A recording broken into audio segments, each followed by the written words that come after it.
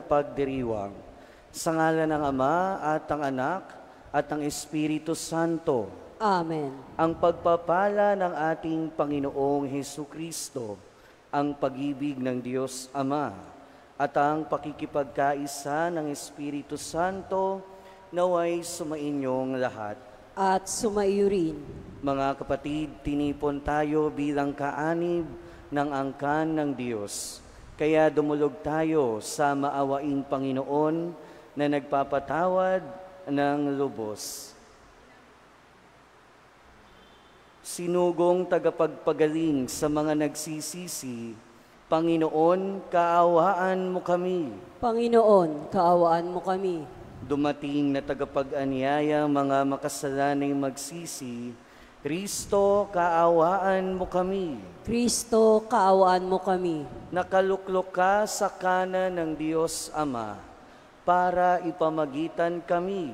Panginoon, kaawaan mo kami. Panginoon, kaawaan mo kami. Kaawaan tayo ng makapangyarihang Diyos, patawarin tayo sa ating mga kasalanan at patnubayan tayo sa buhay na walang hanggan. Amen. Manalangin tayo. Ama naming makapangyarihan, Ikaw ang liwanag para sa mga nananalig at tagapangasiwa ng mga nabubuhay sa lupa at sa langit. Pinamahala mo si San Pio sa iyong sambayanan upang pakanin ang iyong mga tupa at akayin sa pagkauliran. Ipagkaloob mo bilang tugon sa kanyang pagdalangin na matapat naming maganap ang itinuro niya sa pagsasalita at masundan namin ang ipinakita niyang halimbawa sa pamamagitan ni Hesukristo kasama ng Espiritu Santo magpasawalang hanggan. Amen.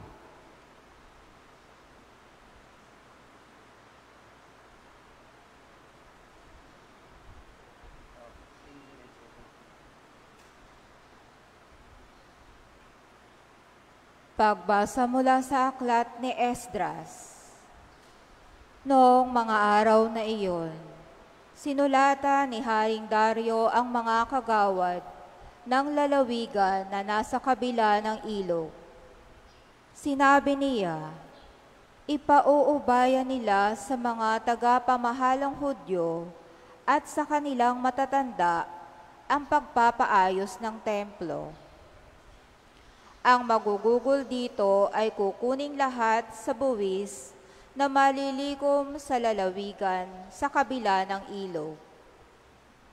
Akong si Dario ang lumagda sa kautosang ito. Ang lahat ng ito'y dapat matupad ng buong buo. Ipinagpatuloy ng mga Hudyo ang muling pagtatayo sa templo at sila'y nagtagumpay tulad ng sinabi ni na Propeta Ageo at Zacarias. Nayari nila ang templo ayon sa sinabi ng Diyos at sa utos ni na Haring Ciro, Dario at Artaherjes. At nayari noong 3 ng Adar, 6 na taon ng paghahari ni Haring Dario. Nang italaga ang templo, di magkamayaw sa tuwa ang mga Israelita, mga saserdote, at mga Levitang nakabalik mula sa pagkabihag. Naghandog sila ng 100 toro at 200 tupang lalaki at 400 kordero. Bilang hain naman para sa kasalanan, naghandog sila ng 12 kambing na lalaki, isa sa bawat lipi ng Israel. Pinagpangkat-pangkat nila ang mga saserdote at mga Levita. Sila'y binigyan ng kani-kanilang gawain at araw ng panunungkulan sa templo ayon sa kautusan ni Moises. At nang 14 ng unang buwan, ipinagdiwang ng mga nakabalik mula sa pagkabihag ang Paskwa. Nakapaglinis na noon ang mga Levita. Kaya sila ang nagpatay ng korderong pangpaskwa para sa mga nakabalik, sa mga saserdote, at sa mga kapwa nila Levita. Ang salita ng Diyos. Salamat sa Diyos. Masaya tayong papasok sa tahanan ng poong Diyos. Masaya tayong papasok sa tahanan ng poong Diyos. Ako ay nagalak sa sabing ganito, sa bahay ng poon ay pumasok tayo. Sama-sama kami matapos sapitin ang pintuang lungsod nitong Jerusalem. Masaya tayong papasok sa tahanan ng poong Diyos. Yaong Jerusalem, kay ganda ng anyo, maganda ang ayos ng muling matayo. Dito umaahon ang lahat ng angkan, lipi ni Israel upang magsambahan. Masaya tayong papasok sa tahanan ng poong Diyos. Ang hangad, ang poon ay pasalamatan, pagkat ito'y utos na dapat gampanan. Doon din naroon ang mga hukuman, at trono ng haring hahatol sa tanan. Masaya tayong papasok sa tahanan ng poong Diyos. Hallelujah, Hallelujah, Hallelujah, Hallelujah. Mapalad ang sumusunod sa salitang buhat sa Diyos at mamuhay ng angkop. Hallelujah, Hallelujah, Hallelujah,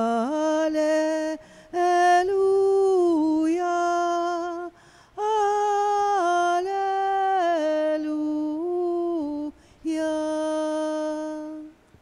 Sumainyo ang Panginoon. At sumaiyo rin. Ang mabuting balita ng Panginoon ayon kay San Lucas. Papuri sa iyo, Panginoon. Noong panahong iyon, dumating ang ina at mga kapatid ni Jesus. Ngunit hindi sila makalapit dahil sa dami ng mga tao. May nagsabi sa kanya, "Nasa labas po ang iyong ina at mga kapatid. Ibig nilang makipagkita sa iyo." Ngunit sinabi ni Jesus, ang mga nakikinig ng salita ng Diyos at tumutupad nito, ang siya kong ina at mga kapatid. Mga kapatid, ang mabuting balita ng Panginoon. Pinupuri ka namin, Panginoong Hesukristo. Magandang umaga po sa inyong lahat. Magandang umaga po, Father. Ngayon, pinagdiriwang natin ang pagunita kay Padre Pio. Siguro, wala dito sa atin ang hindi nakakakilala sa kanya. At malamang, kilalang-kilala natin siya dahil katulad ni Saint Francis at si Padre Pio ay Franciscano din. At katulad nga ni Saint Francis, nagkaroon din siya ng tinatawag na stigmata o noong sugat ng ating Panginoong Hesukristo. At kay Padre Pio, sa kaso niya, nasa mga kamay niya. Nakibahagi siya sa sugat ng ating Panginoong Hesukristo. Pero bukod doon, kilala din si Padre Pio sa pagiging mystic. At pag sinabi nating mystic, ibig sabihin nun, in a very special way, nakikibahagi naman sa kapangyarihan ng Diyos. Now for example, si Padre Pio nakakapag-bilocate. Ibig sabihin, nakakapunta sa dalawang lugar at the same time. Pero isa sa mga pinaka-notable na pagiging mystic ni Padre Pio, marami sa mga lumalapit at nagkukumpisal sa kanya, alam niya yung mga nasa isip at batid niya kung ano yung mga nasa puso ng mga taong ito. Kaya walang kasalanan na hindi na ikukumpisal sa kanya.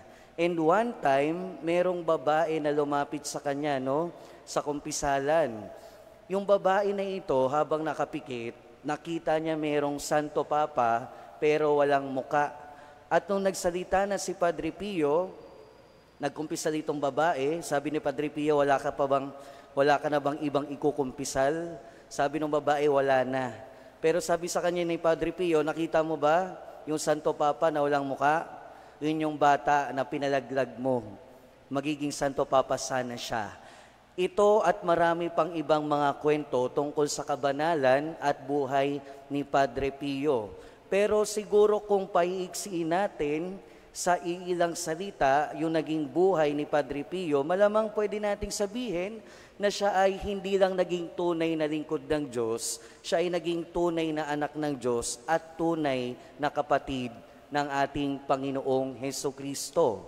At sa ating ebanghelyo, narinig natin kung papaanong yung pamilya ng ating Panginoong Hesukristo ay hinahanap siya. At sinabi ng ating Panginoon, tila baga parang rejecting yung mga words niya dahil kung pakikinggan natin, parang dinedeny niya na pamilya niya yung mga nasa labas na naghahanap sa kanya. Dahil sinabi niya, ang nakikinig ng salita at ng Diyos at tumutupad dito ang siya kong ina at mga kapatid. Kaya maganda pagnilayan, kung pupunta kaya dito ngayon ang ating Panginoong Hesukristo, ilan kaya yung ikiklaim niya sa atin na mga kapatid at ina niya? Pero ano ba kasing basihan ng pagiging pamilya? Siguro sa ating mga tao, madaling sabihin na kapag kakapatid mo, anak mo, tatay mo, kadugo mo, madaling sabihin, very basic pamilya yan. Pero sa mas malalim na pagninilay, siguro pwede nating masabi na kapag kang isang tao napalapit na sa iyo ng lubusan, malalim na yung pinagsamahan, masasabi natin na talagang pamilya na yan. Kaya nga yung mga kaibigan natin, di ba, na talagang malapit na sa atin, masasabi natin pamilya natin. O siguro sa iba naman, kinoconsider nila na yung pamilya o yung totoong pamilya ay yung mga taong totoong nagmamalasakit, totoong tumutulong, totoong nandyan palagi. Siguro para sa kanila, yon ang pamilya. Sa pagiging Kristiyano, meron din ibang muka ang pagiging pamilya. Hindi lang sa dugo o hindi base sa dugo, pero base sa pananampalataya. At sa ating ebanghelyo, narinig natin na pinapahiwatig dito sa pagiging Kristiyano o ang pagiging bahagi ng pamilyang Kristiyano ay hindi nakabase sa dugo, kundi nakabase sa pakikinig at pagsasabuhay ng salita ng Diyos. At ito yung kabalintunaan nitong ating nasa ebanghelyo. Yung mga nasa loob ng bahay, hindi kadugo ni Kristo, pero pwede nating masabi na yon yung tinuturing niya na kapamilya niya. Yung mga nasa labas nung tahanan, na sabihin nating siguro kadugo niya, yon yung mga tila ba hindi na ituturing na pamilya. Kasi tayo, nagiging bahagi tayo ng pamilya ng Diyos noong tayo ay bininyagan. Nagiging anak tayo ng Diyos, kapatid ni Kristo, bahagi ng pamilyang Kristiyano, noong tayo ay bininyagan. Pero hindi porket bininyagan ka, totoong Kristiyano ka na. Hindi porke nagsisimba ka, totoong Kristiyano ka na. Kaya ang pinapakita sa atin, tinuturo at pinapaalala sa atin ng ating ebanghelyo ngayon, ang tunay na pagiging bahagi ng pamilyang Kristiyano ay wala sa pagsisimba lang, wala sa pagbibinyag lang. Ang tunay na pagiging bahagi ng pamilyang Kristiyano ay nasa pagsunod at pagtupad ng salita ng Diyos. Nasa pagsunod at pagtupad ng salita ni Kristo, ng utos ni Kristo. Amen.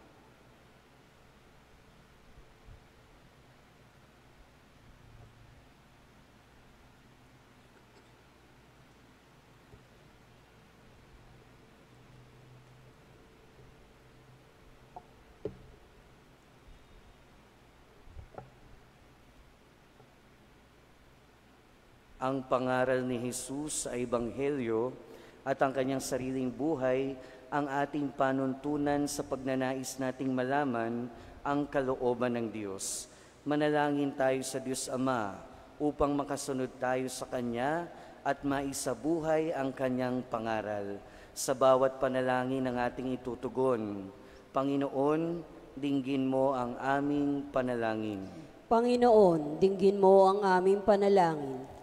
Ang simbahan naway isabuhay, ang espiritu ng Ebanghelyo at tuwinang hanapin ang kalooban ng Diyos. Manalangin tayo sa Panginoon. Panginoon, dinggin mo ang aming panalangin. Ating nawang mapalalim ang ating pananampalataya sa pamamagitan ng ating paglilingkod sa mga dukha, may kapansanan at yaong mga kapuspalad.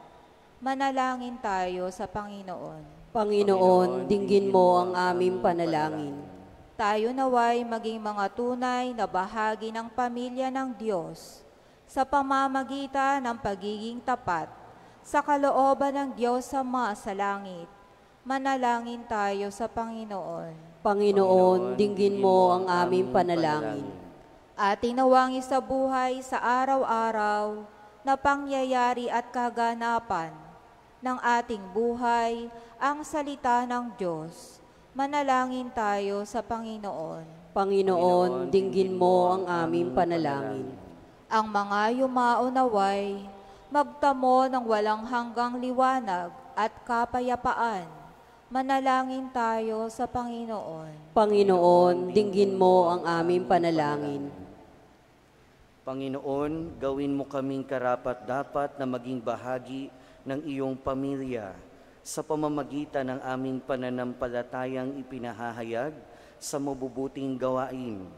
Hinihiling namin ito sa pamamagitan ni Kristo na aming Panginoon. Amen. Handog namin sa iyo, Ama, ang tinapay at alak na ito. Handog ng bayang umaasa, sumasamba't nagmamahal sa'yo. Naway dalhin ng iyong anghel ang aming panalangin sa iyong dambana, katulad ng halimuyak ng insensong umaakyat sa kalangitan. Handog namin sa iyo, Ama, ang tinapay at alak na ito. Handog ng bayang umaasa, sumasamba't nagmamahal sa'yo. Manalangin kayo mga kapatid upang ang paghahain natin ay kalugdan ng Diyos Amang makapangyarihan. Tanggapin nawa ng Panginoon itong paghahain sa inyong mga kamay, sa kapurihan niya at karangalan, sa ating kapakinabangan at sa buong sambayanan niyang banal. Ama naming lumikha, dumudulog kami sa iyong kadakilaan upang ang kapangyarihan mong ipinahahayag sa paghahain ng mga alay para gunitain ang mga banal ay magdulot sa amin ng pakikinabang sa kaloob mong kaligtasan sa pamamagitan ni Hesukristo kasama ng Espiritu Santo magpasawalang hanggan. Amen. Sumainyo ang Panginoon. At sumaiyo rin. Itaas sa Diyos ang inyong puso at diwa. Itinaas na namin sa Panginoon. Pasalamatan natin ang Panginoong ating Diyos. Marapat na siya ay pasalamatan. Ama naming makapangyarihan, tunay ngang marapat na ikaw ay aming pasalamatan sa pamamagitan ni Hesukristo na aming Panginoon. Ngayong si San Pio ay pinararangalan sa pamumuhay niyang totoong uliran at pagiging maaasahan sa panunungkulan. Kaya't si Jesucristo na maaasahan sa katapatan ay ipinahahayag sa pangangasiwa sa sambayanan. Ang malasakit na mga ulirang tagapangasiwa noon ay nagpapatuloy magpahanggang ngayon. Sa mga panalangin kanilang iniuukol, kaisa ng sambayanan mong dito ay nagtitipon, kaya kaisa ng mga anghel na nagsisiawit ng papuri sa iyo nang walang humpay sa kalangitan, kami nagbubunyi sa iyong kadakilaan. Santo, Santo, Santo, Panginoong Diyos ng mga hukbo, napupuno ang langit at lupa ng kadakilaan mo. Hosana, Hosana sa kaitaasan. Hosana, Hosana sa kaitaasan. Pinagpala ang naparirito sa ngalan ng Panginoon. Hosana, Hosana sa kaitaasan. Hosana, Hosana sa kaitaasan. Hosana, Hosana sa kaitaasan. Hosana, Hosana sa kaitaasan. Ama naming banal, ikaw ang bukal ng tanang kabanalan. Kaya't sa pamamagitan ng iyong Espiritu, gawin mong banal ang kaloob na ito, upang para sa amin maging katawan at dugo ng aming Panginoong Jesucristo. Bago niya pinagtiis ang kusang loob na maging handog, hinawakan niya ang tinapay, pinasalamatan kanya, pinaghati-hati niya iyon, iniabot sa kanyang mga alagad at sinabi, tanggapin ninyong lahat ito at kanin. Ito ang aking katawan na ihahandog para sa inyo.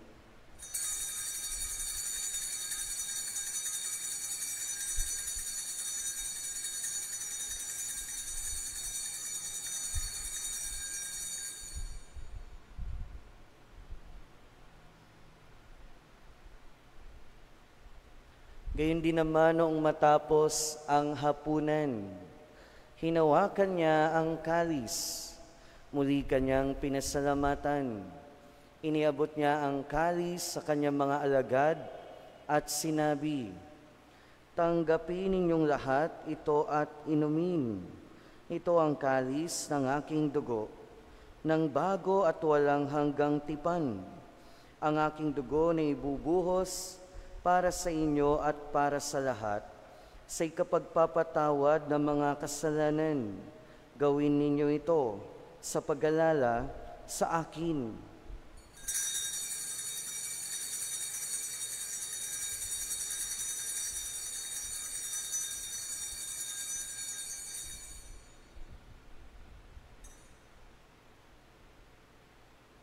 Ipagbunyi natin ang misteryo ng pananampalataya. Si Kristo ay gunitain, sarili ay inihain, bilang pagkait inumin, pinagsasaluhan natin, hanggang sa siya'y dumating. Ama, ginagawa namin ngayon ang pag-alala sa pagkamatay at muling pagkabuhay ng iyong anak. Kaya tiniaalay namin sa iyo ang tinapay na nagbibigay buhay at ang kalis na nagkakaloob ng kaligtasan. Kami nagpapasalamat dahil kami iyong minarapat na tumayo sa harap mo para maglingkod sa iyo. Isinasamo namin kaming magsasalo-salo sa katawan at dugo ni Kristo ay mabuklod sa pagkakaisa sa pamamagitan ng Espiritu Santo. Ama, lingapin mo ang iyong simbahang laganap sa buong daigdig. Puspusin mo kami sa pag-ibig, kaisa ni Leon na aming Santo Papa, at ni Jose na aming Obispo at ng Tanang Kaparian. Alalahanin mo rin ang mga kapatid naming nahimlay, nang may pag-asang sila'y muling mabubuhay, gayon din ang lahat ng mga pumanaw. Kaawaan mo sila at patuloyin sa iyong kaliwanagan. Kaawaan mo at paginapating kaming lahat na makasalo sa iyong buhay na walang wakas. Kaisa ng mahal na Birheng Maria na Ina ng Diyos, ni San Jose ang kanyang kabiyak ng puso, kaisa ng mga apostol, ni San Padre Pio, at ng lahat ng mga banal na namuhay dito sa daigdig ng kalugod-lugod sa iyo, maipagdiwang nawa namin ang pagpupuri sa ikararangal mo sa pamamagitan ng iyong anak na aming Panginoong Hesu Kristo. Sa pamamagitan ni Kristo, kasama niya at sa Kanya, ang lahat ng parangal at papuri ay sa iyo, Diyos Amang makapangyarihan, kasama ng Espiritu Santo, magpasawalang hanggan. Amen. Amen. Amen. Amen. Sa tagubili ng mga nakagagaling na utos at turo ni Jesus na Panginoon natin at Diyos, ipahayag natin ng lakas loob. Ama namin, sumasalangit ka, sambahin ang ngalan mo. Mapasa amin ang kaharian mo, sundin ang loob mo. Dito sa lupa para ng sa langit, bigyan mo kami ngayon ng aming kakanin sa araw-araw, at patawarin mo ang aming mga sala para ng pagpapatawad namin sa nagkakasala sa amin. At huwag mo kaming ipahintulot sa tukso, at iadya mo kami sa lahat ng masama. Hinihiling namin kami adya sa lahat ng masama, pagkalooban ng kapayapaan araw-araw, iligtas sa kasalanan at ilayo sa lahat ng kapahamakan, samantalang aming pinananabikan ang dakilang araw ng pagpapahayag ng tagapagligtas naming si Hesu Kristo. Sapagkat iyo ang kaharian at ang kapangyarihan at ang kapurihan magpakailanman. Amen. Panginoong Hesu Kristo, sinabi mo sa iyong mga apostol, kapayapaan ang iniiwan ko sa inyo. Ang aking kapayapaan ang ibinibigay ko sa inyo. Tunghayan mo ang aming pananampalataya at huwag ang aming pagkakasala. Pagkalooban mo kami ng kapayapaan at pagkakaisa ayon sa iyong kalooban, kasama ng Espiritu Santo, magpasawalang hanggan. Amen. Ang kapayapaan ng Panginoon ay laging sumainyo. At sumaiyo rin. Magbigayan tayo ng kapayapaan sa isa't isa. Peace be with you po. Peace be with you. Kordero ng Diyos na nag-aalis ng mga kasalanan ng sanlibutan, maawa ka sa amin. Kordero ng Diyos na nag-aalis ng mga kasalanan ng sanlibutan, maawa ka sa amin. Kordero ng Diyos na nag-aalis ng mga kasalanan ng sanlibutan, ipagkaloob mo sa amin ang kapayapaan.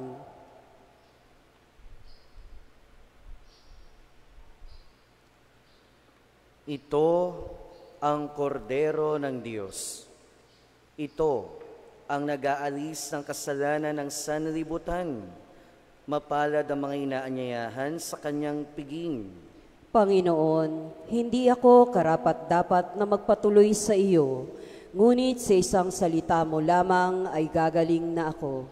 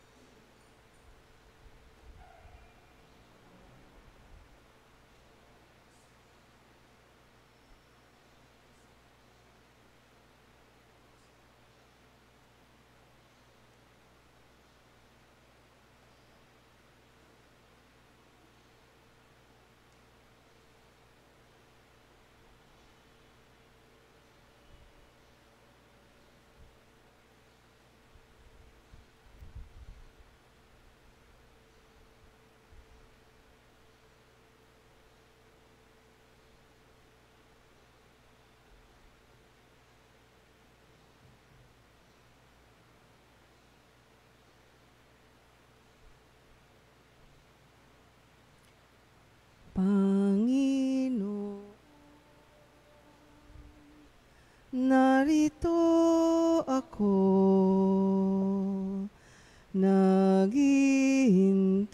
naghihintay sa utos mo.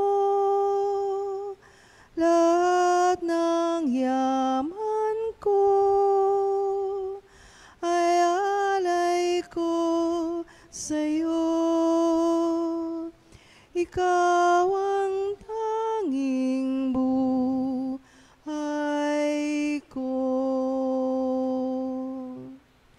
Batid ko nga at natanto sa kasulatang iyong turo. Pakikinggan at itatago sa sulok ng puso.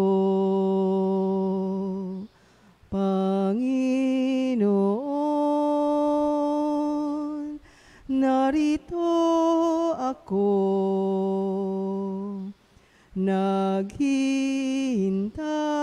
naghihintay sa utos mo. Lahat ng yaman ko ay alay ko sa'yo. Ikaw ang tanging buhay ko.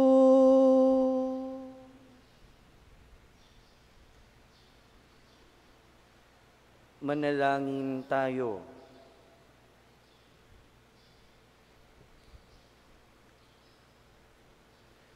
Ama naming mapagmahal, ang mga nakinabang ngayong ginugunita si San Padre Pio ay pagtibayin nawa at pagibayuhin sa paninindigan sa kabuuan ng pananalig at sa pagtahak sa ipinakitang landasing hahantong sa pagkasagip sa pamamagitan ni Hesukristo kasama ng Espiritu Santo magpasawalang hanggan. Amen. Sumainyo ang Panginoon At sumaiyo rin. at pagpalain kayo ng makapangyarihan at mapagmahal na Diyos, ng Ama at ng Anak at ng Espiritu Santo. Amen. Tapos na ang ating misa, humayo kayong taglayang kapayapaan upang Panginoon ay mahalin at paglingkuran. Salamat sa Diyos. Hail Mary, full of grace, the Lord is with